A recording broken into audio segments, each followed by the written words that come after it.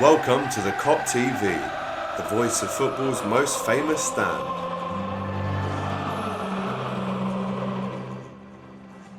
AGT here with Joseph again. A very different vibe to when I last saw you at the weekend, mate. We've got the 3 points and we're into the next stage.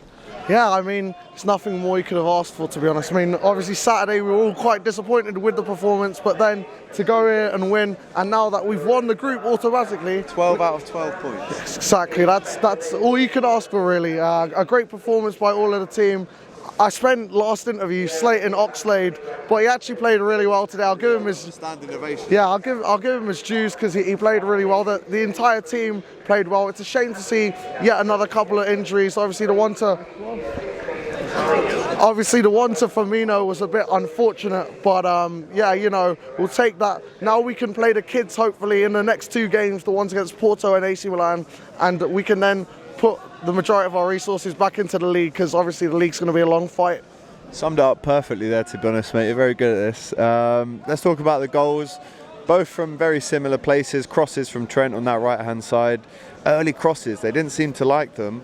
And then when you're that close, you've always got to score. And that's what we did. Clinical for the first two goals. I think you could tell that there was a little bit of a hesitance between the Atletico defence and the keeper when we'd put balls into that space of no man's land. The keeper wouldn't, Oblak wouldn't want to come out. The defenders wouldn't want to drop back and pick that up. So obviously we took advantage of that. Maybe in that first half we could have scored a couple more goals if it wasn't for Oblak's really good saves. But you know, it will take 3 points. At the end of the day, in the Champions League, it doesn't matter how many goals you score until you're in the knockout stages. So 3 points is all that is needed, really, and we'll have to take that. We'll have to take that. Yeah, we take it all day long. Let's talk about them for a minute. Yes, I'm getting there. Suarez Boodle game definitely affected him. Was taken off with 20 minutes to go.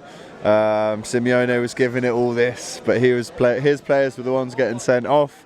I mean, they tried every trick in the book to try and make it as difficult for us as possible, because that's what they get away with in their stadium. But that's not going to work here, is it?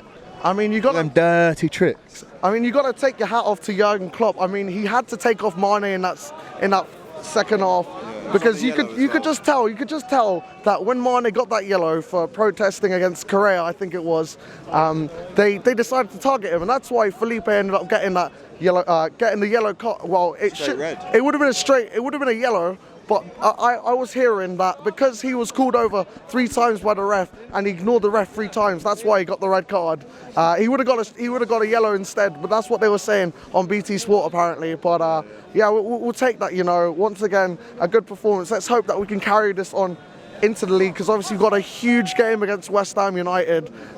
Come on, lads, walk around, yeah.